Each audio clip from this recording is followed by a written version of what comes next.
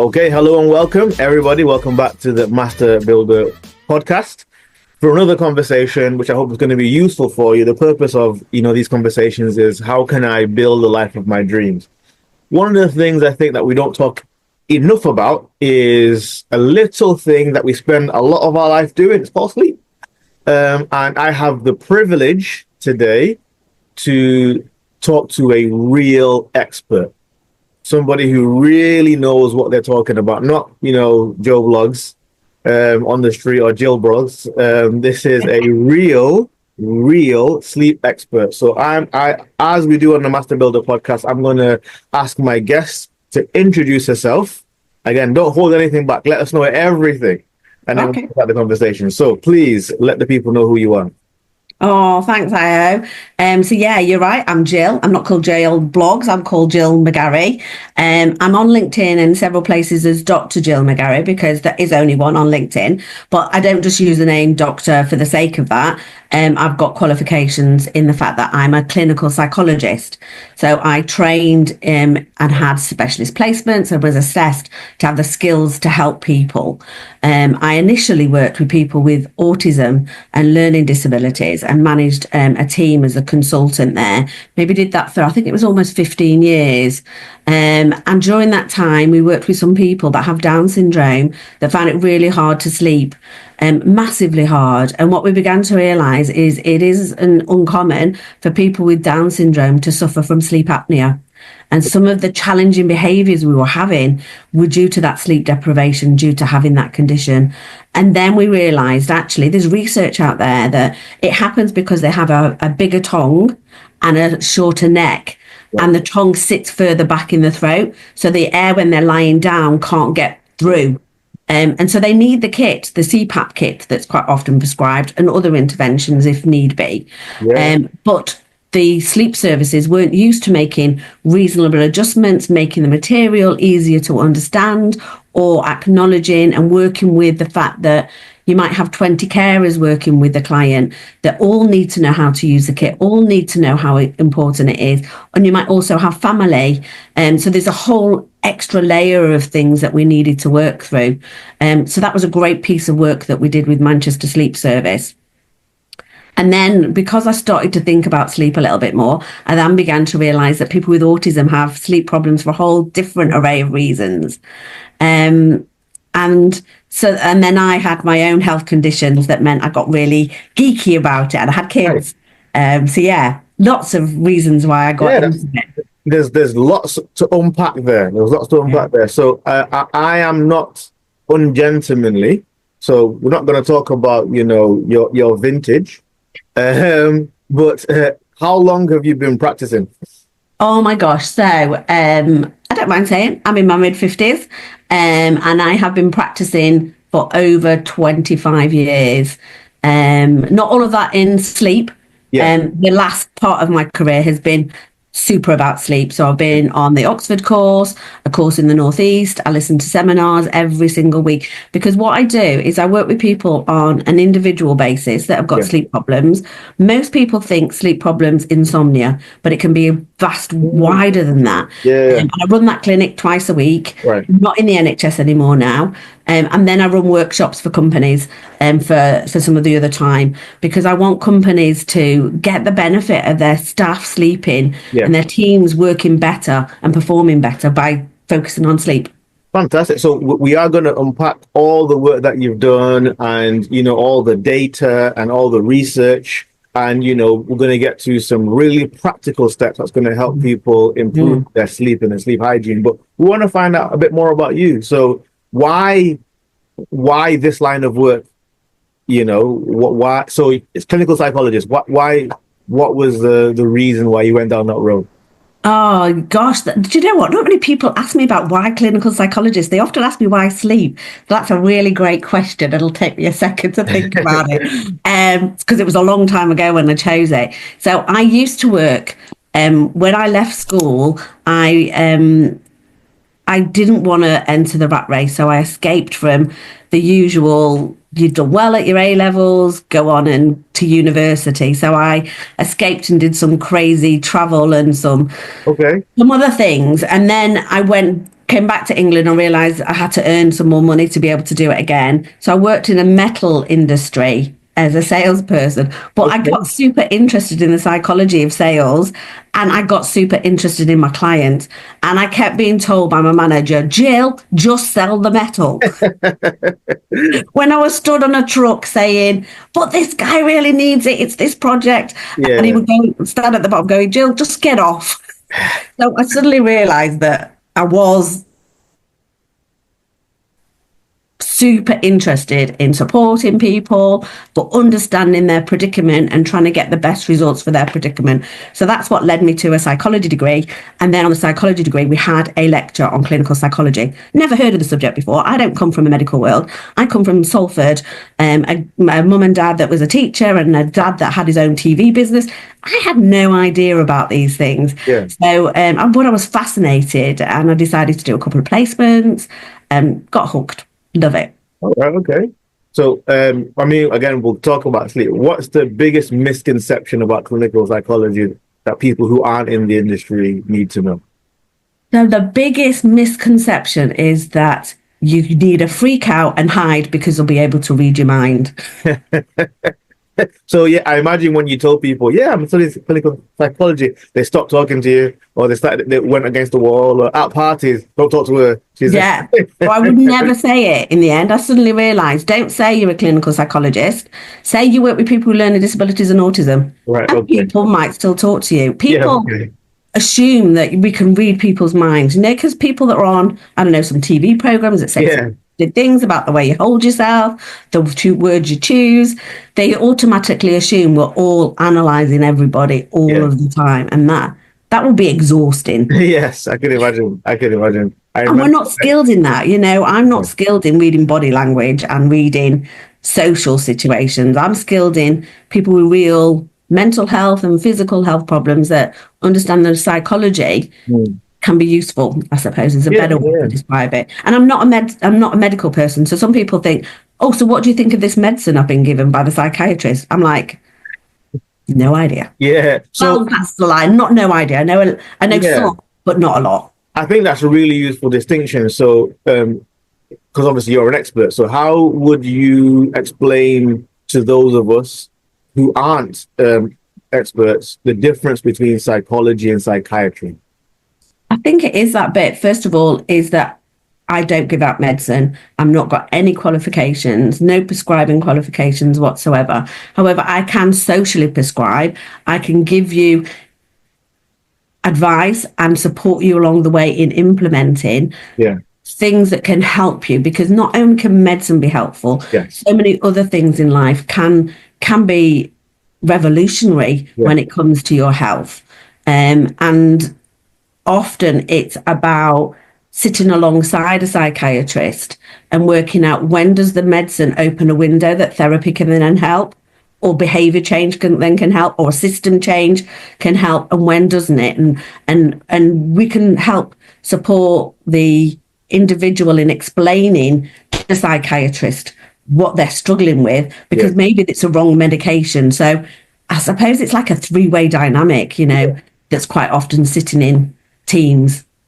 And again, it's useful because sometimes people don't know necessarily who is the person that they need to help. So it's good to have a bit of a baseline understanding of psychiatry and medical prescribing and psychology and social prescribing, and some of us might need all or part or a combination of these things to move our lives forward. Yeah, and you need things at different times, don't you? Yes, exactly. Yeah. So what was there a case or a series of cases that you thought, you know what, I've been working with these people with learning difficulties and autism, and actually my passion is sleep. How can I help them sleep better? And I suppose two-part question. So what was the case, and when did you start to see, wow, when we improve this person's sleep, other outcomes improve? Yeah, great question. So it kind of happened in a dual way. because I didn't know I had a health condition. I was in a car accident that brought on this health condition. So you probably know the medical term for it, but like I said, I don't know the medical term for it, and I've forgotten now.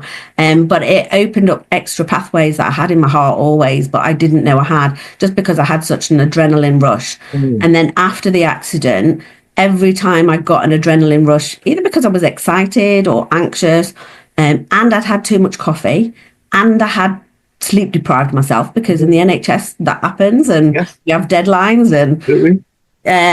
we don't really, even though we're in the health business, we don't always look after ourselves. That's correct. Would make my heart condition re-emerge. So I had to have my heart stopped and started a couple of times. Okay. Then I learnt to breathe, to stop, to do that same thing. And then I learnt that, yeah, if I sorted out my sleep, it would, if I focused on my sleep, I could cope with being excited or anxious, and I could have the odd coffee. So I've Was had it the odd now. was it atrial fibrillation or Yes, it sounds like SVRT or something. SVT? SVT. SV, yes. Yes, SVT. Yeah, okay. Yeah, so they did a fabulous job at hospital, awake while I had the heart op. Yeah. They cauterized lots of the extra pathways, but they had to stop because I had so many. Yeah. When they got close to my valves, and they decided not to change to freezing because they were hoping it had had an effect, and Yeah. it did. I've not had a case since. Okay. Wow. But it made me combine, oh my gosh, if I can sort out my sleep, we don't just have to use CPAP and some of the other approaches. And it made me think about the autism client. So it wasn't just one particular client. It was a fact that we, in a learning disability team, we often work with behaviours that challenge the system, because somebody's trying to tell us something that they're struggling to say in words. But actually, by focusing on the sleep, for several people, it can make a big difference. And then I had kids, and I needed to get good at helping them to sleep. So I was like, do you know what? I can't help myself. I keep going down this same road. I keep finding myself in this place. So I believe in being intuitive and being very aware of where your energy and your passion comes from, and that you shouldn't ignore it, So I was always like, oh, I was intrigued. Why am I down here again? You know? I keep so I wouldn't say it was down this road. I would say, yeah. Okay. Do you find that? I think some people aren't intuitive, are they? And they just go from one moment to the next. Yeah. But I'm also quite into mindfulness and being very aware of my values from an acceptance and commitment therapy point of view. So knowing in the moment, what am I feeling? So I don't react, but I respond with a choice that's set with my values. Yes. Yeah. No, I think you said so much there. I mean, I believe in God. I believe that, there are things. I think there's a difference between work and the job. And in that kind of bigger sense and things, there are things that people are put on the earth to do. And sometimes we conflate that with the thing that we're getting paid for. So I have a friend who's a GP who's moving to being a life coach. And what the phrase he used was, he always felt that he needed to help people who were hurting. But he thought medicine was the only way to do that. And now that things have opened up and he's become more aware of other pathways to help, he's leaving medicine and taking that on full time. And I think it's a great thing for, just like you say, for us to be, because I think the way that life is now, and I suppose we'll get onto this in terms of like sleep, because we're on the rat race all the time. Sometimes we don't have the time to sit down and really think, well, why am I here? What am I doing? And as you said, respond to life from a place that is consistent with who I want to be on the inside, rather than just I'm running, adrenaline, and sometimes I just have to just throw out a reaction, and often it's not a true representation of who I, would like to be. So we'll definitely unpick a lot of that. Oh, yeah. Just thinking about your friend, the idea that culture sets you into a path of medicine, maybe as a GP, and that actually you don't have to follow that. So I've met quite a few lawyers and barristers as well as medics that have done the same, have been brave enough to step out of that groove that feels like a ditch sometimes. Absolutely. I wouldn't say mine felt like that. I was I was really happy doing my learning disability and autism work. But I was coming to the point when I was due to retire. Well, I wasn't due to. I could retire from the NHS. And I was like at a crossroads. And I was thinking, where's my heart sitting? Do I want to carry on doing that? Or have I got this other thing that's just like burning inside of me? So, yeah, that idea about following that. Yeah. And the second part of the question was like, so when did you see, oh, we've improved this person's sleep, and wow, look at the effects in terms of their like life or behavior or things like that? So, yeah, one client definitely comes to mind. So he has got ADHD, had it all his life. He came to me as a 17-year-old and had hypnotherapy for insomnia, hadn't worked, paid out quite a lot of money privately, tried stuff on the NHS, been to his GP a lot of times, been sent to primary care, psychological services, hadn't really done anything, didn't really know what to do.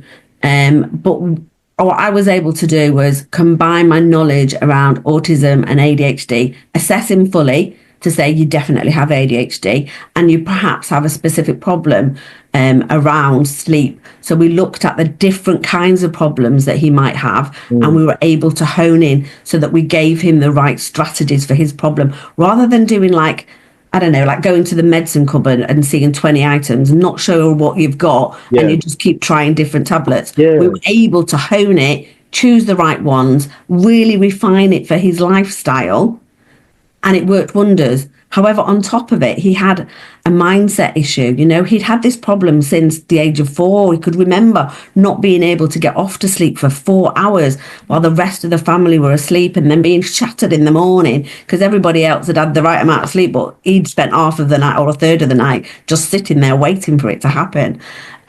So he had a whole mindset about, I don't trust my sleep, it's going to come back again. I know we've done some great stuff. So actually using some of my psychology and my coaching around that belief stuff was really important as well. I was going to say he struck gold when he met you in the, you know, because your background to be able to bring all of these things, and I do think that, so specifically, let's say in the medical sense, I do think sometimes patients get frustrated because we have silos with regards to treatment.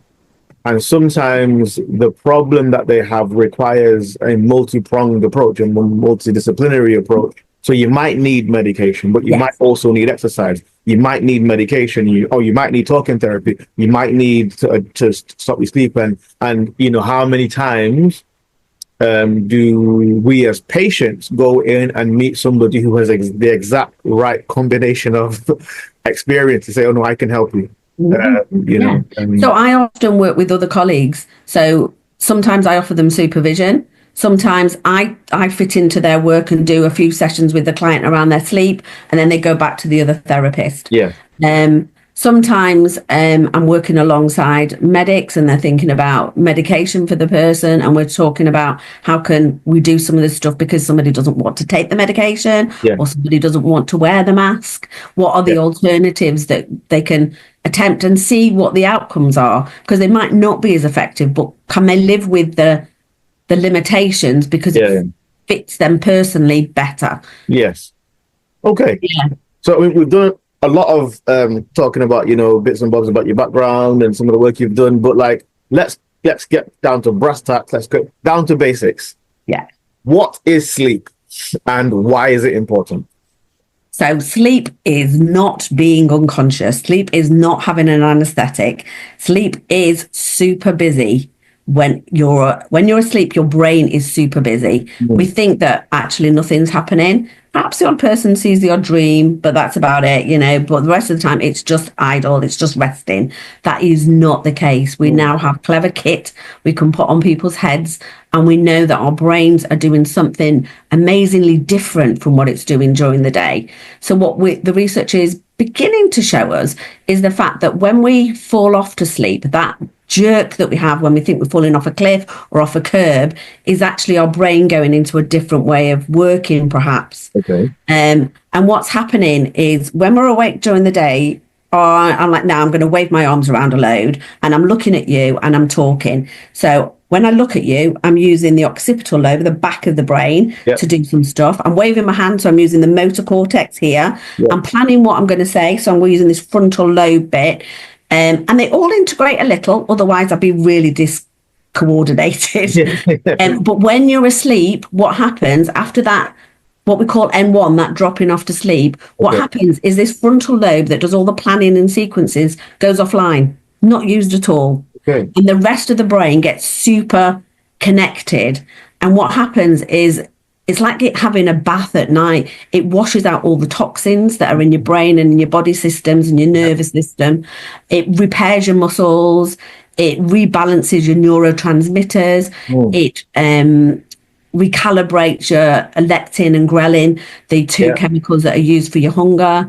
And then and we do that in like a 90-minute cycle. But towards the end of that 90-minute cycle, we then begin to, sorry, and I forgot to say, it actually helps your skin repair itself and refresh itself. But then it starts to think about processing information. So it begins to work through the memories of the day. So like for my lunch, I've just had an apple as well as some other stuff. I don't need that memory tomorrow.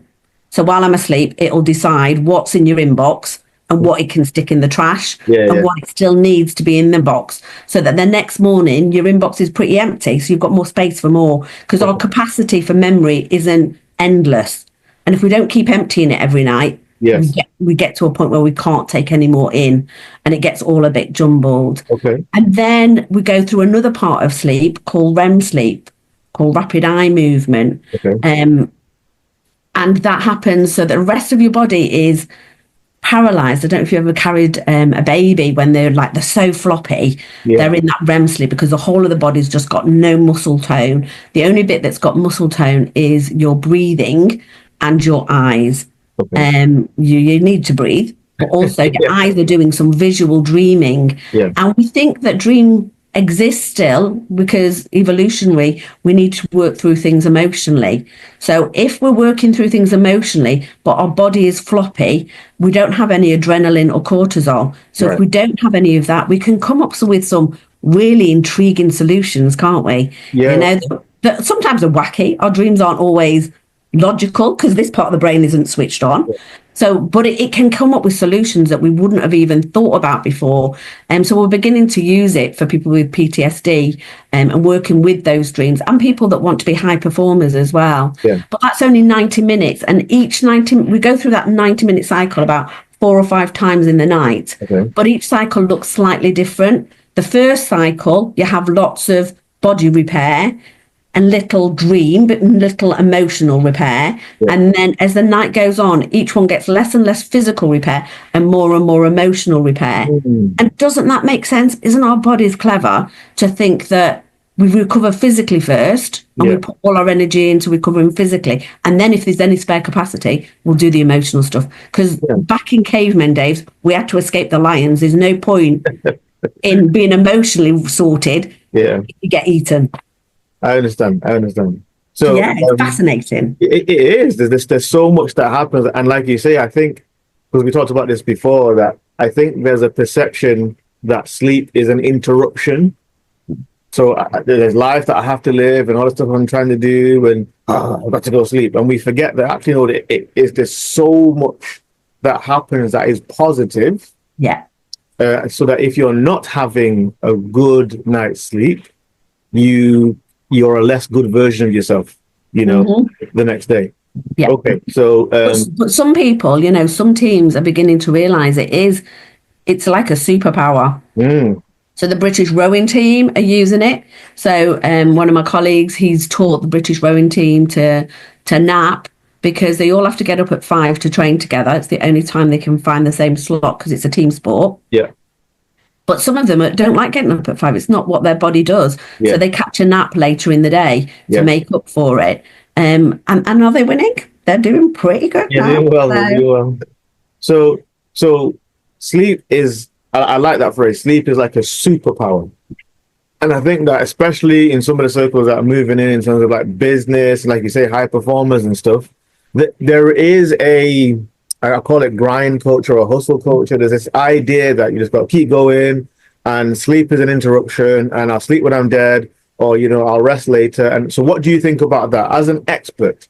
What do you think about that? As an expert, I think it's chronically bad. Right. I think that there's that, but on top of that, I think there's a culture that's also emerging that only people that get up early are winning. You've got to be an early bird to win in life. Yeah. And there's that sneaking in there as well. And neither of those are helpful or accurate or useful. I love an analogy that I often use with my clients because we live in a culture of sleep deprivation almost being like a macho thing to have. Yeah, a badge of honor. It's hard to shake it off, isn't it? So I often talk about, the story of the hare and the tortoise. Yep. Where the tortoise wins because the hare gets distracted and all the rest of it. Yeah. But I add to it, it's a similar story, and it's about two axemen chopping wood in a competition for the day, and they've got to chop as much as possible. And there's a kind of a wall between them, so they can't see everything that the other person's doing. So they're chopping away. They can see the end product, the woods that are being chopped. Yeah. And one of them's going much faster. And then every now and then he can hear that he's not actually chopping anymore.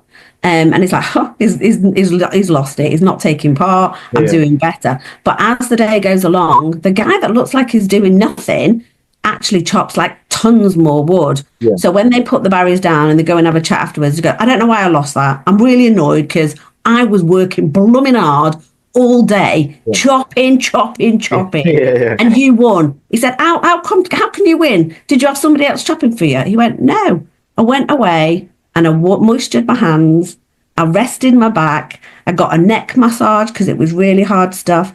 I sharpened my blade.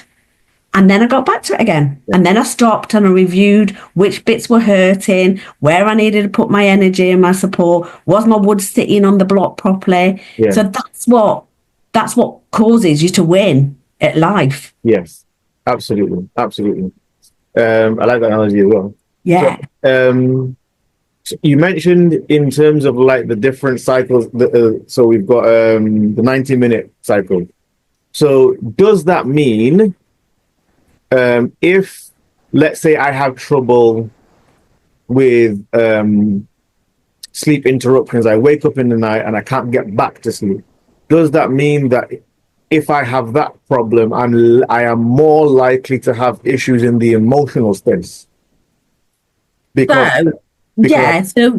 often I will use that with insomniacs. They're worried about them affecting their physical health because there's lots of data out there about sleep, and if you don't get enough, you'll be physically affecting yourself. And actually, when we look at people that are suffering from insomnia that wake up halfway through the night, those physical health implications aren't there for them. Right. So often that helps people get back off to sleep, because some of the things that happen when you wake up and you can't get back to sleep is you start worrying about your sleep. Yes. That just makes it even worse, doesn't it? Absolutely. And then the other thing that I often tell people that have got that very specific issue is that we all wake up in the middle of the night between 1 and 3 o'clock. It evolutionarily happens. So we've tested it in the Amazon rainforest, in New York City, in all cultures, and it is a phenomenon. So I would say, if I hadn't known that, I don't wake in the night. However, I've had a kit put on my head, and actually I don't notice I've woken because I go off to sleep very quickly. Well, okay. So it's not the waking up that's the problem. Everybody does it. It's the ability to rest your body and relax again to go back to sleep again. Everybody does it. Everybody. Even people in the Amazon. As natural as you can get and as high demanding as top New Yorkers. Interesting. I didn't know that. So I then wake up, eyes open, and then go back, close eyes and go back to sleep, or have a level of, or we're conscious. So we're conscious. So you know the bit that I said our brain goes into a different function. Yeah. So it's gone back into the daytime function. Okay. So you might not actually open your eyes. Right. But in literature from past generations, and they've wrote about them waking up and having a meal. In the middle of the night. Wow. Okay. Yeah. All sorts. So, it's not like just a modern phenomena. Yeah, okay. It's gone back into Greek times. They've got scripts that talk about it. So it's part of who we are. Yeah. So And again, I suppose it is reassuring for the insomniac that, oh my God, I mean, it's normal. Yeah. Normal. The trick is, how do I develop the tools to quickly go back to sleep? Yeah. Okay. So can we talk about sleep disorders? Because I think most Definitely. people think that insomnia is the only thing that troubles people with sleep. So can you give us a breakdown of the sleep disorder, and then maybe we can have some time to talk about each one and maybe some practical steps about Okay. people could get over. Yeah. So I like to make things really simple because you don't remember much. You know, as a psychologist, we probably remember 3 out of every 7 pieces of chunks of information. So I try to make it as simple as possible. And I used to work with people with learning disabilities, so I hope to think I'm quite good at it. Yeah. So I like to say there are 4 main sleep disorders. Okay. Okay. There's a big B and the 3 tiny T's. Okay. Big B and 3 tiny T's. So the big B is a breathing problem. So that's sleep apnea, that not being able to get sleep. And we call it the big B because although there are as many people with sleep apnea as have insomnia, it's the sleep apnea that's the killer. So when we talk about terrible facts around your health, it's people that aren't getting enough oxygen into their organs that's causing those figures around sleep disorders, causing health problems. So that's why I call it the big B. Because if we're not working with them and we're just working with those with insomnia, our health figures aren't going to get uber better. We'll probably have, if we sorted out all the insomniacs, we will probably have people that are emotionally better and coping and not having as many mental health problems. But we wouldn't have sorted out people with health, like physical health. Physical health problems. Major death. You know, not being able to get enough sleep because you're hugely sleep deprived when you've got severe sleep apnea. You probably wake up about 70 times an hour. So the chances of you having a car accident and killing yourself and others is massively high. So it has implications for car driving and having a car license and stuff like that. But also, if you have sleep apnea, the tube into your neck, when you need A&E, or you need surgery, you need to make sure you're using the right tube. So sorry, that I've gone into it in a bit too much detail. So that's the big B. Yeah, okay. The 3 tiny T's. The first one is too little. So like we said, the second biggest one is insomnia. So too little could be about insomnia, but it could be around a whole bunch of other things. I'm trying to think of other things that it could relate to. So it could be that you're struggling with a whole bunch of physical health problems that are making it hard to sleep. Not that it's a mindset thing. So there could be lots of reasons why you're eating too little, and you'd want to think about things like pain or even some medications or other things. I remember having a conversation about there was a link between socioeconomic status and sleep. So people who live in poorer areas, there's more light, there's more noise and stuff, and all of these things can contribute to your sleep. So today I was just working this morning with a family, a couple with 2 kids living in their grandma's house because they can't afford their own place and they're waiting for council accommodation and stuff. So trying to get 2 babies to sleep in a dining room and grandma in a bedroom that's poorly and one of the parents, the dad, snoring loudly is a nightmare for the mum. Must be a dad thing. There's a whole host of things you might have to do all at the same time that's useful. So that's too little. So that's the tiny T, the first of the tiny T's. And then the second one of the tiny T's is too much. So that might be hypersomnia. You've just got into habits that you're oversleeping. And it's not that common. The other things that are more common is you may be overtired because you've got a vitamin D deficiency or an iron deficiency that might be causing it. And then the last of the 3 tiny T's is things that go bump in the night. Okay. So that would be your parasomnias, as I would call them, or technically we would call them, but they just mean the sleepwalkers, the sleep talkers. It can all actually lead to night terrors for some people. It would also mean about the people that have nightmares, which is different from night terrors and needs different approaches. It could be restless leg as well. So there's a whole range of different things for each of those really. But knowing that when somebody says to you, I'm struggling with my sleep, Yes. not just assuming they've got insomnia and jumping down the, oh, what are you doing to sleep hygiene? And then people go, I don't even know what the sleep hygiene is. Yeah. You know, because there could be 100 things out there. Yeah. Just asking them and really listening to what their problem is, because each of those needs different things. And I'm not saying anybody out there listening to this needs to know all those answers, but at least you can have said to the person, I've listened, and you might need to be asking for different type of help in different places. Yeah, absolutely. I mean, obviously, as a doctor, that's one of the things that we are trained to do and to encourage our colleagues to do. So history. You know, if you ask enough questions and you give somebody space to tell you, actually, in probably 90% of cases, it will be clear at least either where the issue is or what direction do we need to walk down to find, you know, where the issue is. Okay, so Yeah. big T and 3 small T's. Yes. Okay, got it. I nicked that. Not that phrase, I made that phrase up, but that idea of those 4 elements from another sleep specialist in the Northeast. I can't remember the name, so I can't take full credit for that. No worries. And which one do you think is the most common? So insomnia is the most commonly talked about.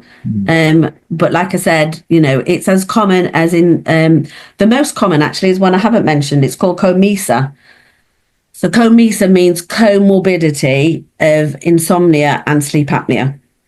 So 30% of people with insomnia have sleep apnea. Wow. And 30% of people with sleep apnea have insomnia. So they might have a different causal start. Like you said, you need to know the history. Yeah. But so there are as many people with insomnia as there are sleep apnea. But if you have both of those together, then that would be a bigger number. So that's the most common. COMISA. Yeah. And sometimes, you know, with our struggling NHS, waiting for kits and assessments, if you can have worked out that somebody has insomnia as well as sleep apnea, you can be working on the insomnia while you're waiting for assessments and kits. If you're in that position to be able to. Absolutely. So hopefully people can recognize themselves. If those of you who are listening who maybe have some sleep issues, maybe you could recognize yourself. So big B, if you sleep by yourself, it might be difficult to know. You don't know whether because one of the biggest issues is, do you snore? Yeah. So, but the other biggest issue is, and you don't even need to think about snoring, is do you wake yourself up catching your breath? You know, if you're gasping for air, and you might even do it if you fall asleep on the train, or if you fall asleep watching the telly with your mates, or in the cinema, they might hear you gasping for air. Yeah. If you've got that and no other symptoms, still go to your GP and say, I think I might have. But yeah, snoring's one of the others. But I love that stop bang acronym. Have you used it? I haven't actually. Stop bang. All right. So all anaesthetists will know the acronym stop bang because it's what we use, and GPs will use it to help work out whether they need to refer to a sleep apnea team. And an anaesthetist will know it to know what tubes to put down your throat. So do you want to know what the stop bang stands for? Please. Oh, okay. So it's dead simple. So each of those letters stands for a different symptom. Yeah. And if you get 4 or more, then you should consider going to your GP. If you get 5, 6 and above, definitely get yourself assessed for sleep apnea. Yeah. So you were right. S stands for snoring. So that's one of the symptoms. Yeah. Stop. So the next letter is T. So T stands for tired. And by tired, I don't often mean like exhausted, burnt out. I mean like sleepy tired. Like you can't keep your eyes open, you know, like I'm going to fall off. Yeah. And the O stands for overweight and definitely obese. And the P stands, this is a bit of a push, but it stands for high blood pressure. Okay. And then the B of bang stands for breathing problems. So we all breathe. So it's not just breathing, it's that gasping for breath that we're looking for. A stands for age. So anybody over the age of 50 are at higher risk of sleep apnea. Yeah. N stands for a stocky neck. So like I was saying, with people with Down syndrome, they have quite a stocky neck.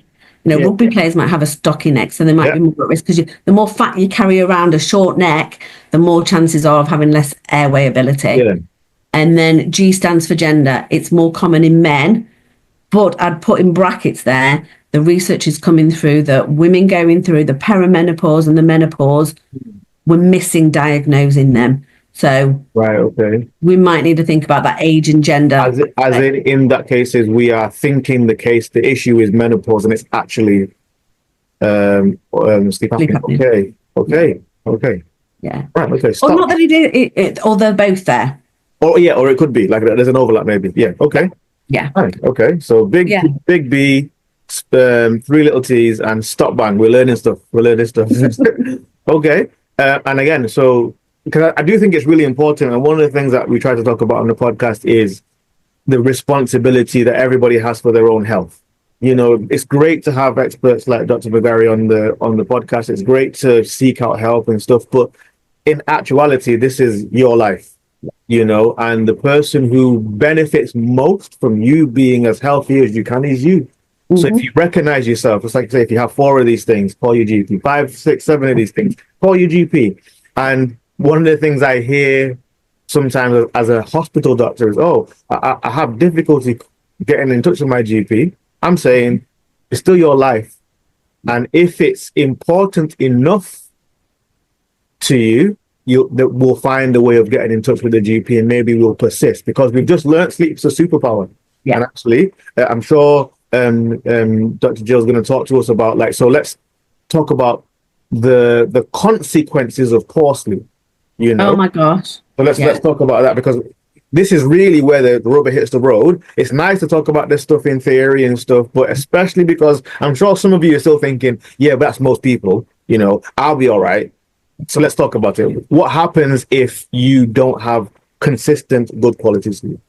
Okay. So the next day, most of us can see it in ourselves, or at least 2 or 3 days later. If you've had sleep deprivation, you've not had enough sleep, whether you've done it on purpose or you just, it's not been possible, the effects are there. So the short-term effects are that you get irritable, you don't listen properly, you can't express yourself properly, you start making mistakes, you become a little bit irritable, even frustrated and angry sometimes, you start to crave food, and then you start to crave sleep.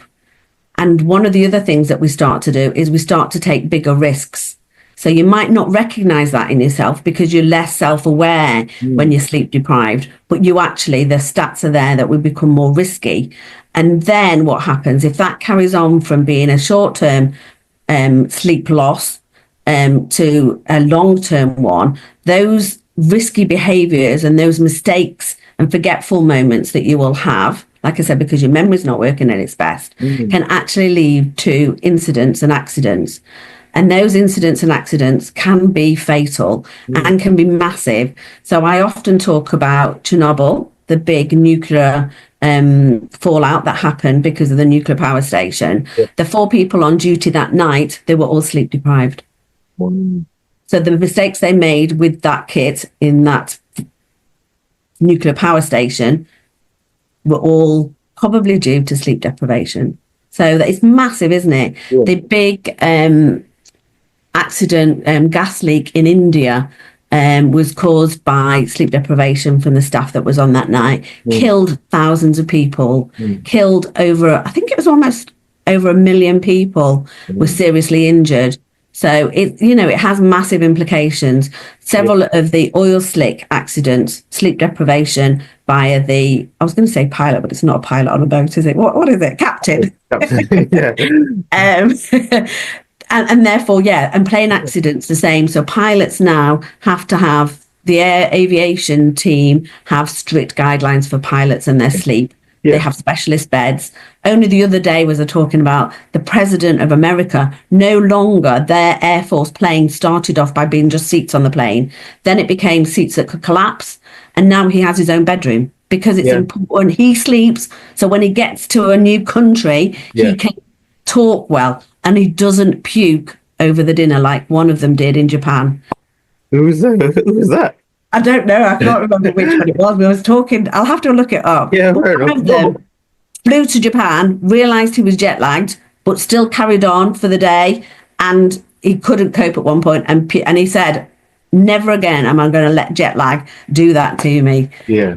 No, but I mean, I'm pretty sure I read a stat, something like surgeons who have a poor night's sleep are 15 to 17% more likely to have to make a mistake during surgery. And again, these are people who are highly trained. They Yeah. know how to do the job, but again, you're a less good version of yourself if you allow yourself to have consistent poor. Yeah. And you know what? Anaesthetists now have guidelines around how many hours they can work because the mistakes an anaesthetist makes on numbers is huge. Mm. But that's guidelines, and not all trusts can keep to those guidelines, especially if other anaesthetists are suddenly off ill. They still need to anaesthetize somebody that's coming from a road traffic accident. So what they do is they put a nurse next to them. So when they're doing their calibration, they have somebody else checking them, is what I've been told. Yeah. I don't know how truthful that is, but there is a guy, not Brian Connolly, the comedian, but a dad of an A&E doctor who campaigns for doctors to do less hours because his daughter died from driving home from a night shift. But I do say to my husband, when I'm poorly or anybody's poorly in our family, if it's early hours, we'll wait until the 8 o'clock shift comes on. Yeah. One, because perhaps I shouldn't be telling this to too many people because it won't have an effect. But that's just like from fatalities point of view, from your own body point of view, because people go, oh, that, like you said, people, that's not going to happen to me. Yeah, no, I mean, they changed the on-call system historically because, you know, people would do 24-hour on-call and they'd be on call for a week and stuff. And they realized that actually at the end of the week, the cases, the mistakes that were being made were just things that you think, oh, this was avoided. So the on-call system is now changed to allow more rest. Good. So that the better decisions are made. You know? Yeah. Because it's interesting, and again, because maybe some of us aren't in situation where people's lives are in our hands and stuff, and maybe we're not lorry drivers or pilots and stuff. We can get away with thinking, like it's okay, but again, do you want to be in? No matter what you're doing, surely you want to be at your best. Decision. Yeah, because you might not have fatalities and incidents that are big, but you are damaging your body. So we do know that there are 4 conditions that are affected by sleep deprivation, long-term sleep deprivation. So not getting enough sleep for less than 4 hours on a continuous basis. One of them, when you think about 4 or less hours, was Margaret Thatcher. She thought she could live on 4 hours. She probably trained herself because that is not natural. That is not what we should exist on. And she actually died of Alzheimer's. And the research is beginning to come through that Alzheimer's is very strongly linked to sleep deprivation, and makes complete sense because we also know that Alzheimer's and dementias are related to the myelin sheath on the nerves. And if we're not washing the toxins out, what is the chance that the toxins are eroding that myelin sheath? So it makes complete sense. It's just we haven't quite got all the pieces in the research together to really strongly prove it. But the stats are there that they're linked. There's a link to other mental health problems like anxiety, depression, PTSD, and not just even those mental health issues, but cardiovascular problems, diabetes problems, and then gut problems. But I think the most fascinating one that isn't said enough is that it affects our ability, our sex drive, and our ability to be fertile. Really? So I'm actually doing some work with the IVF clinic up here, working with the parents or the want-to-be parents and their IVF treatment, and how getting a good sleep can actually help their fertility rates. So again, it's like every time I deep dive or have a conversation about it, I'm just impressed at how far-reaching in the positive and negative sleep is. So if I'm doing it right, then I am essentially it's like the elixir of life, you know. Yeah. And if I'm doing it wrong, I'm actually essentially poisoning myself or slowly contributing to my own demise. And I think it's something that, every time I talk about it, it's really impressed on me. It's a superpower. We really have to make sure that I'm intentional about it so that I can be the best version of myself. You've mentioned before about being irritable. How many arguments have you had at work, at home, with somebody where the actual there's no issue. You're just sleep deprived. You know, Yeah. we've seen that Snickers advert, like, or you're not yourself when you're hungry. You're not yourself when you're sleep deprived. You know, No. you're a And different you do personality. reach for different food, and that's why that connection to diabetes is Yes. there. But I Yeah. love that phrase of yours, and you're poisoning your body is Yeah. really true. Yeah. And you're poisoning your relationships, Absolutely. whether Absolutely. it be with your team or with your partner or your family, Absolutely. it's all getting toxic. Yeah, exactly. And you've mentioned a few things that, especially if you're thinking in silos. Oh, I may be a bit more anxious. I may be a bit feeling low, or I might be putting on weight, and you might go to the doctor or to somebody with this problem, and we can address it. Yes, maybe we can do talking therapy, and maybe we can give you medication, and maybe you can do exercise and stuff, but maybe one of the things that you could do that would help so many other things in your life is, okay, how can I put myself in a position where I am getting as good a night's sleep as I can consistently every day? So now that we're talking about that, so in terms of like you giving advice to people, I know that for you it's because you're so knowledgeable, you'd like to know more. But is there any general advice you could give to people that you say, okay, if you do these things, at least start with these things, and you're walking in the right Yeah. direction? I love that question. It's one of my favorite topics. So I think the most important thing people need to think about is sleep hygiene. Some people have never even heard of that term, and other people go, oh yeah, I've heard about it. It's about the blackout blinds, it's about your gadgets. And then somebody might go, actually, I've read a book about it, and there's 100 things you need to think about for your sleep hygiene. And I'm like, oh, it's getting really confusing. Yeah. So often the first thing I say is sleep hygiene is really important. And we gave it that name on purpose. They're not just tips for your sleep. It's called sleep hygiene on purpose because it's very like dental hygiene and hand hygiene. Because when you've got dental treatment because you've got root canal treatment, or I don't know, you've got too many teeth, so you're having a brace, you still have to brush your teeth. You still have to do the dental hygiene. Yeah. If you get a stomach bug, you still have to wash your hands. You don't stop doing it because you've got a stomach bug. So the same happens with sleep hygiene. You still need to do the basics, even when you've got insomnia or sleep apnea. But what happens is people don't know what makes up sleep hygiene because our brain is a complicated thing. Unlike a tooth or the skin on your hands, its organism is more complicated. But again, I like to make it simple. Yes. So again, I don't know whether I like the number 4, but we've got 4 again. And it can be stretched to 5, but I do like to keep it simple. Yeah. So there are 4 things that you need to keep doing that's really important. And they're not what you think. They're often things that you need to do during the day rather than at night time, Okay. or as well as night time. Yeah. So the first one would be light. So during the day, you must get 20 minutes of natural daylight.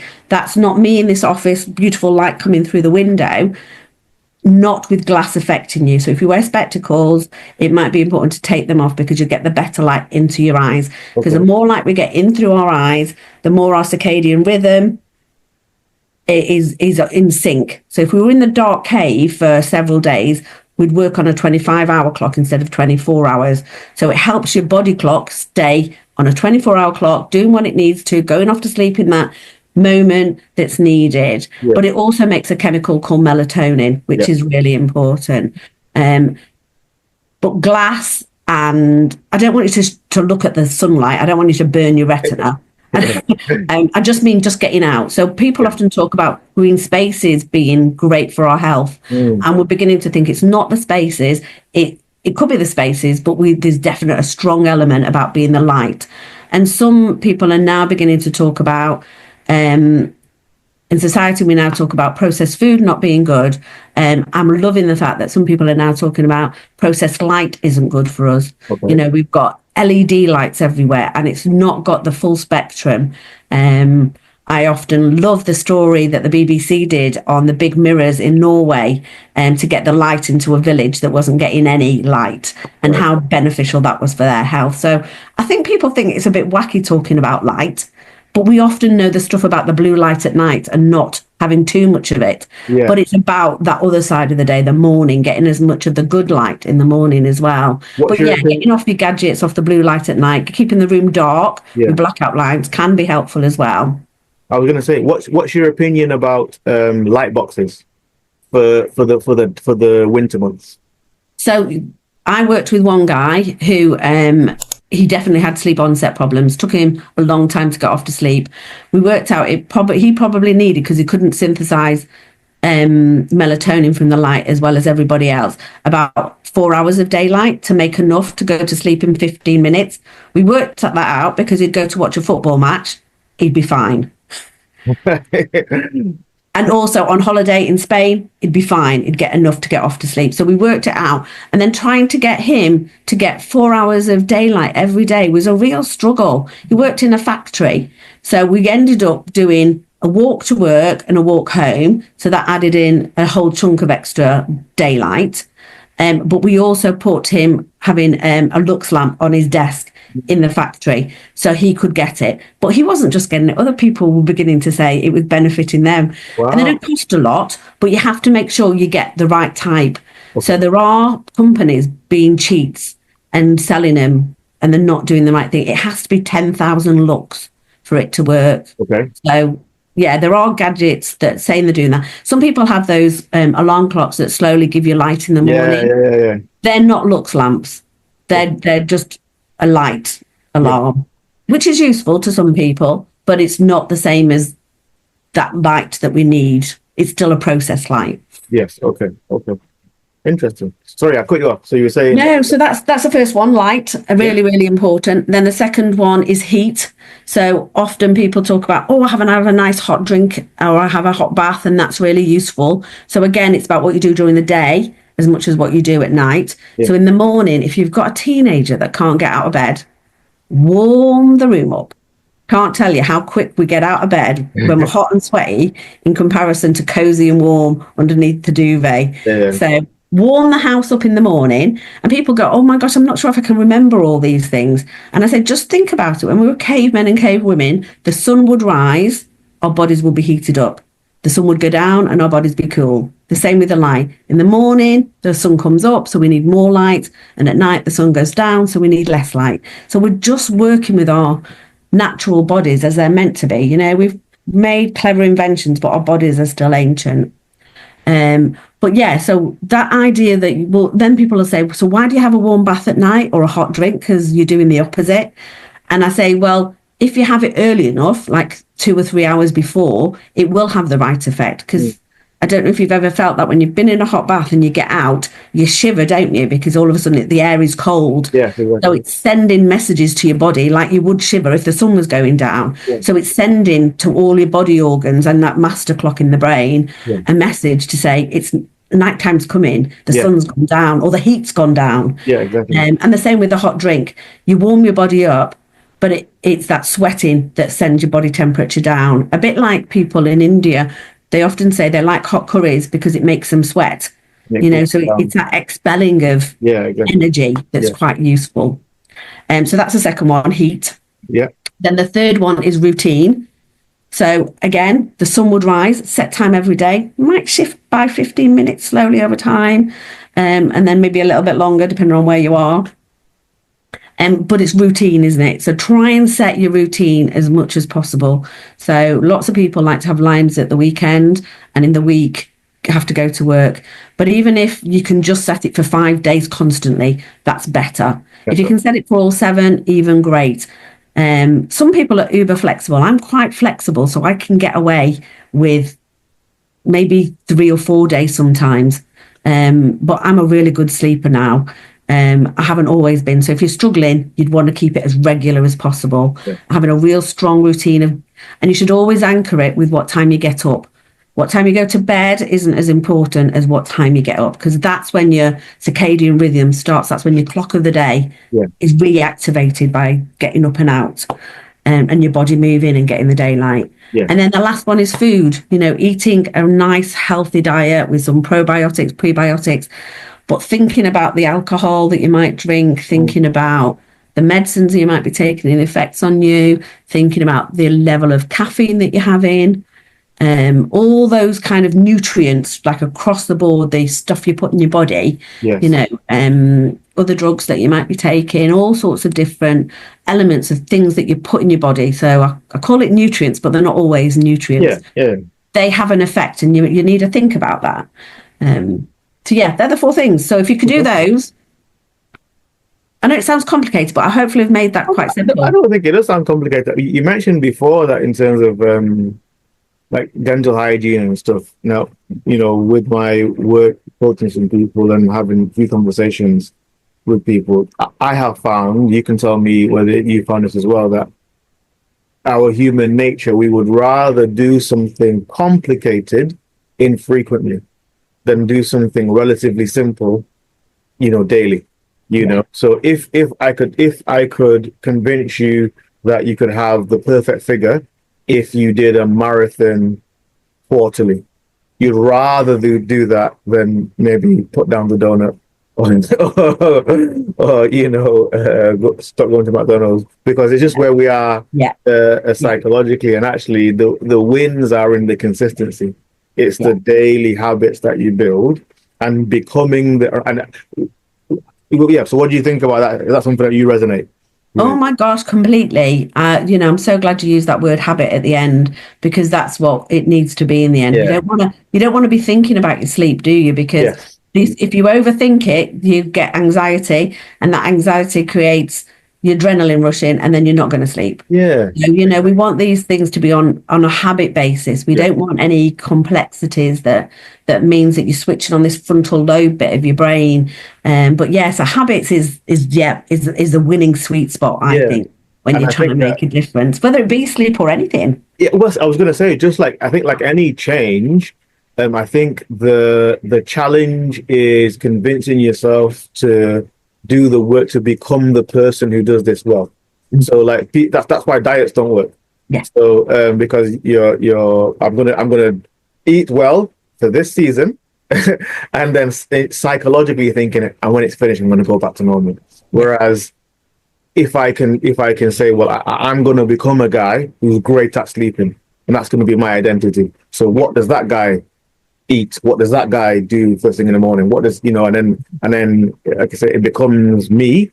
And again, the good sleep is the consequence of. Yes, I love that idea of it being about identity as well. I totally agree that thinking about your identity is as important as the habits. Actually, habits often follow on from your identity. Right. I love that. So I don't talk about that enough. So that's a real No, I think it really matters. One of my mentors said, you will not behave consistently in a way that is inconsistent with who you see yourself. So if I'm just a guy who just can never get to sleep, then if that's your identity in your mind, you're going to consciously and most likely subconsciously organize things in your life so that continues to be true, rather than doing the work to say, well, no, I'm a guy who can get good sleep. I mean, I think getting to sleep isn't an issue for me. We always have a laugh in our house. So when we got married, my wife had this uncanny gift of picking just before we go to sleep to have the deepest conversations. You know, and I want to engage. I'm just gifted in the ability to get to sleep well. You know, so we had to readjust. Yeah, but that is fascinating in itself, because we often partner up with the opposite to us. So I wonder if your wife is an owl and she was wanting to get into a deep conversation because that's her stimulated moment. Yeah, and maybe. for you might be, I don't know, you might be a lark, and you might be like, I'm a lark, yeah. I don't mind having that conversation in the morning, but not now. Yeah, exactly. Yeah. Or all she hears is snoring because I'm already gone. Like it's a gift. It's not. But I think today's life, that's the case as well. People want to do things on the same level as their partner. They want to do things together. But actually, I think the beauty spot in a relationship is that give and take. You know each other well enough to know it's okay to do things differently. Yeah. Together, you're even better, aren't you? Yeah, exactly. Exactly. Yeah. The definition of teamwork, or again, in my own personal development time, there was a marriage expert I was listening to. It was like the best marriages are two servants in love. So how can I come into it with an idea of, okay, so Serving you. yeah, how can I make it better for you? And if we're both thinking that, then happy days. Rather than the worst marriages being two selfish people in love. Yeah, and I heard a marriage counsellor, and we're going off way off topic, talking about 70% of the time you'll never find a compromise or a solution. So learning to accept that some things are just the way they are, and then you've got 30% to work on. It's interesting. One of there's a guy called Michael Jr. who's a comedian, and he's doing a tour about marriages, and he and his wife were doing it. He was talking about you shouldn't compromise. You shouldn't compromise in marriage. And he was like, because he said, the analogy he gave was, think about your deathbed and think about how you feel knowing that you spent your life compromising. Does that feel good? Mm-hmm. And his challenge was that the conflict, you should seek out conflict, because what it does is it gives you essentially the fuel or the fodder to build your relationship. Why do we disagree? Why is it an issue?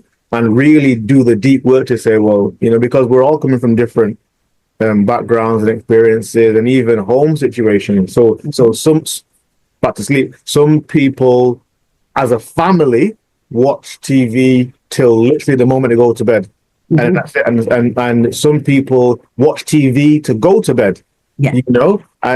How are these things contributing to the quality of your sleep? And if you bring a partner in it, affecting, like, there's a conversation to be had there rather than an argument. There's a conversation to be had there. Yes. Yeah. And that's it, isn't it? It's to have the conversation, to learn about yourselves even more. Absolutely. I was just thinking then about me and my husband and my two girls. My husband works away during the week a lot. So during the week, when the girls were younger, there'd be just the three of us, and we're all owls. And so I love the story, and my girls think it's hilarious too now they look back, whereby we would all prep the night before, because we only wanted to be up 10 minutes before we had to get out the door. So everything was ready. And the number of times we had to chase my eldest daughter's school bus because we'd missed her stop. I think all her friends still talk about it when they meet up. They go, oh. Well, at least she was fit as well. First thing in the morning. morning run. So I'm loving this conversation, but I'm conscious of your time and obviously the time of the listeners. So let's see whether we can round this up. I do have some questions, and let me see if I can get them. We've talked about sleep cycles. We've touched on technology. Is there anything else? You talked about process light, so we've done that. Yeah, but we haven't talked about technologies, because that is a biggie. Yeah, so people are wearing these wearables a lot, aren't they? And this Christmas, people had like adverts for these Aura rings all the time, and people have asked me tons about should I, shouldn't I? And my answer is they're good for a short period, and they're not accurate. So if you want to know a little bit more about your sleep and how much of a good habit you've got, thinking about those sleep hygiene things, wear it for 2 weeks and work out, have I got a good routine? Am I getting enough daylight? Am I getting enough of the right type of heat? And am I eating the right food? Those gadgets, especially if you can put some of those other bits in there, can be great at just giving you some analysis. However, if you wear them for longer than that, you start relying on them rather than yourself. Yeah. And so people come to me and they go, oh, my watch is telling me I'm really tired and I'm not getting enough deep sleep in the morning. Yeah. And I'm like, are you tired though? Are you sleepy? And they're like, oh, no, I'm fine, but my watch says I'm not. So what we're going to do? And I'm like, we forgot to trust our own selves, because the watch says you've got to have 8 hours sleep, but we live in a range. I'm only a short person. I'm only 5 foot. And the same for sleep. You might be a 6 hour sleeper or a 9 hour. Anything beyond that might not be right. But just knowing what your hour is or your amount of time to sleep is really good, so that you can know if you're going above and beyond what's good for you as an individual. Exactly. I remember reading somewhere that this 8 hours a night thing it was an arbitrary thing. but it was to do with factory working. Yeah. So it's actually, there's no data behind it. It's just what is the legal amount of time between shifts that we have to let you be at home and you can come back to work. So actually, it's worth bearing that in mind when you're thinking about your because they don't even think about you getting home, do they? exactly. Exactly. And eating and saying hello to your friends. Well, exactly, and family. exactly. So don't be a slave to the system.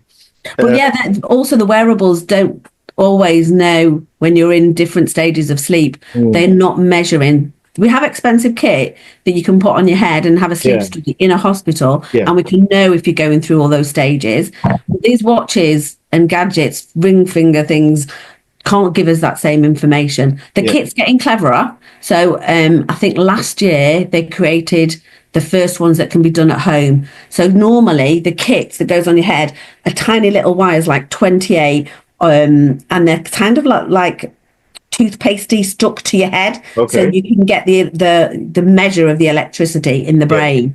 But now they've created like helmets that you can put on your head. So we will get better at getting really accurate information in the future.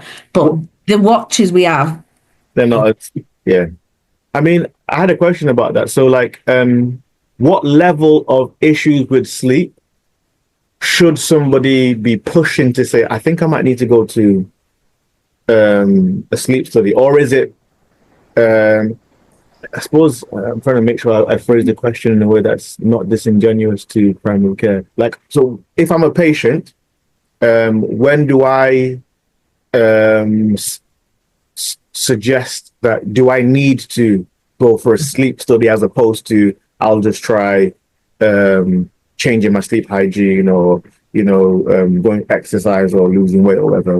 What kind of symptoms would I be experiencing before I would say, you know what, I really think I need help in it? So your GP will be really good at listening to you if you've thought about those 4 elements before you go in, because you often don't have long for an appointment, do you? So they'll be able to make some judgment, because some sleep clinics, like the one I worked with in Manchester, don't just do the sleep apnea, they do the narcolepsy, and they do the night terrors and the nightmares work as well, and the restless leg, and the other parasomnias that might exist. So going to your GP with as much information as possible. So it might be what you've got on your watch for 2 weeks that could be useful, because it's raw data. It's not just your opinion as well. But don't wear it for longer than 2 weeks. So taking that to your GP, because they are the gateways. So it will be the sleep clinic that then makes the decision about whether you need a night study or not, after gathering some more data and having a consultation with you. So don't worry yourself about whether I need a night study or not. The system should guide you there. And if you don't want to pay for the NHS system, because it can be quite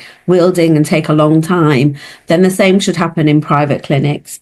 If I saw somebody, I would do like a thorough assessment. You'd be doing a 2-week sleep diary, and we'd be taking a full history, and I'd be thinking about where are my limits of knowledge. So if somebody had narcolepsy, so somebody that falls asleep all the time everywhere, so that one of having too much sleep, I'd ask questions about what's their muscle tone when they laugh. I would be asking about them, do they suffer from sleep paralysis? So like they wake up from a dream, but their body is still stiff, and hasn't the muscle tone hasn't returned. I'd ask lots of questions, and if they need the medication and they need the night study, I would send them on to do that. But I could still work on the narcolepsy, as in the energy levels, so that they're working within their greatest capacity as possible. So I would leave it to the experts to some degree, I suppose, is the answer I would give. I don't want people to start worrying about, do I need a night study? Just don't wear the wearables. More than 2 weeks. But something you said that's really important in terms of like having coming to the GP with information, because sometimes people will come and engage in healthcare. Oh, I just feel a bit off. And I was somewhere this morning, I had to say the phrase, at the beginning of lots of conditions, lots of things look like lots of things. So it's difficult to be able to, as a doctor, to be able to say the issue is this. It's when the information I'm being given is vague. So as much detail as you can. Dr. Jill talked about sleep diaries. We would do the same thing if we were concerned about asthma or diabetes or whatever. So, sleep is, you talked about it, it's a superpower. So it's as important as that. Yes, definitely. I've got another question. Are there any cultural differences in sleep practices and beliefs that could offer insights into better sleep? What can we learn from other cultures about achieving restful sleep? Yeah, I think there's lots to learn. I think you hit the nail on the head about socioeconomic stuff earlier on as well. But there may be also some structural things with different communities that might be getting in the way of them sleeping as well. There was a project that was run around Mexico and migrants coming across and them having really poor sleep. But if you think about what's happening to them, where they're trying to get to sleep, it makes complete sense. So it is, like you said, very environmentally specific. But also it can be a bit like for people with Down syndrome, your physiology can make a difference. So some people have really big tonsils that get in the way, and that might be hereditary, that might be needed to be thought through and considered.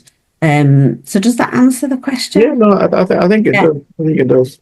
Yeah. Now I have two more questions. So you mentioned earlier that one of the ways that you address some of the health issues that you had was working on, some mindset things that put you in a position where you were in a different place. So I suppose sleep came easier.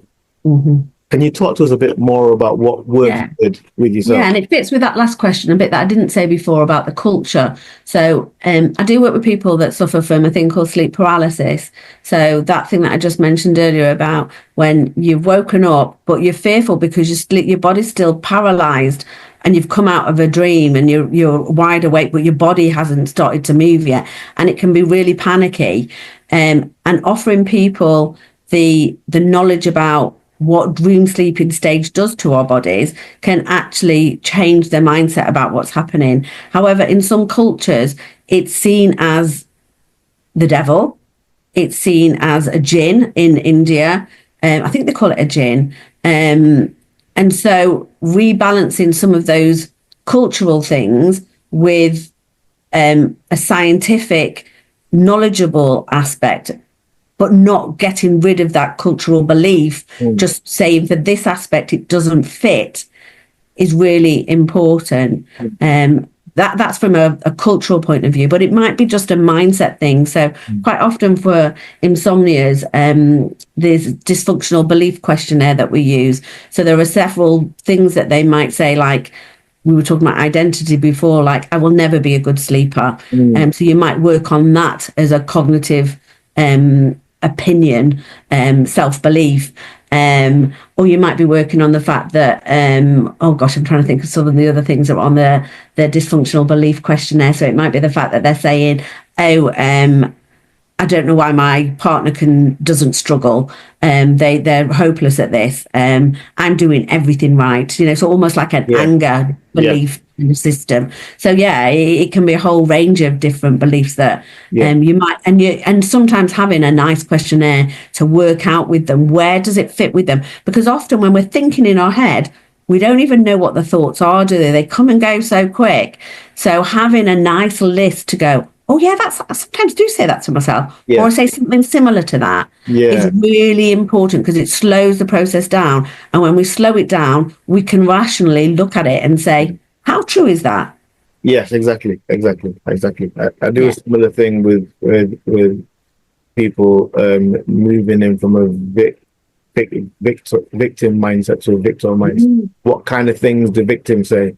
Oh, I'll never get this right. I'll never sort this out. I can, and most people won't go through life identifying consciously as a victim. When you put the phrases in front of them, actually, I say that a lot now, and I might not have realized it, but actually, the direction I'm walking in is victim. And so, how can I change my internal monologue or dialogue or whatever? That the thing that I'm saying is something that serves me. Yeah, and people, we don't talk enough in schools, do we? That people don't grow up thinking that what we think we have to do. Yeah. We're not. Whatever comes in our head, we don't have to follow it. We Exactly. can challenge it. Our consciousness, we think maybe sits in our gut even maybe as well Yeah, as our yeah. heart. And that ability to be in control of our mind is really important. That Yeah. we don't have to listen to that one phrase, but the more we say it, the more ingrained it gets. And that our brain is like a muscle. Yes. It does get stronger. A belief does get stronger the more you say it. Yes. So actually saying something else, like you said, helps a different muscle grow Absolutely. stronger and balances it out. But yeah, knowing that you make a conscious decision about, I don't want to believe that anymore. Yeah. I don't have to believe it just because my mind said it and it got ingrained maybe by somebody that said it to you as a child, or some of your circumstances meant you added 3 situations, meaning it's globally always going to happen. Yeah, And yeah. actually, it was just 3 situations. Exactly. And so my last question is, if there was a piece of advice you could give, because obviously every case is different, that would be universal, everybody who's listening, try this thing, and that'll help you from a sleep point of view, what advice would that be? Oh my God, I've shared so much. How do I distill it down? Yeah. I would say, for me personally, is to trust yourself. My nana would always say, enjoy the journey, not just the destination. So being aware of your journey and what your body's telling you as well as your mind, and being inquisitive, is perhaps the simplest thing I could say. That's not just about sleep, but I think my own personal ethos about. Yeah, absolutely. Absolutely. Well, I can't thank you enough, Dr. Jill McGarry. This has been a tour de force of lots of information about sleep. It's taught me lots of things, and it's reinforced a lot of things that I've come across in my research. So again, thank you so much for your time. It's been really, really, really helpful. How do people get in touch with you? So let's say they wanted to work with you. How do that? So businesses can get in touch with me for workshops, as well as people on a one-to-one to take part in face-to-face sessions or virtual ones. My company's really simple again. It's Sleep Better Doctor, Doctor being the long version of it. You'll find me on LinkedIn as Dr. Jill McGarry, Jill with a J and McGarry with double R. And you can just send me a message. So I run free 15-minute consults on a Thursday or Friday morning every week. Some weeks they're really full and you have to wait a few weeks. So yeah, just get in touch. I no longer work in the NHS, and this is my private business, and I am super passionate about giving people as much help as possible or pointing them in the right direction. Yeah. Well, we can see that. And again, I'm so glad I told you guys, she's an expert. She's an expert. So again, thank you so much, Dr. Jill McGarry. It's been great to talk to you. For those of you who are listening, please, I want you to subscribe to the channel. I want you to share this episode, because there's some things that might be, a bit niche or whatever, but this one, everybody can benefit from this. So please share it abroad. Please please comment. And please look up Dr. Jill on LinkedIn and on her website, because if you are struggling, I think she would be somebody who would definitely be able to help. So till the next time on Master Builder Podcast, thank you guys for listening. We'll see you later. Yeah. Thank you. And sleep well.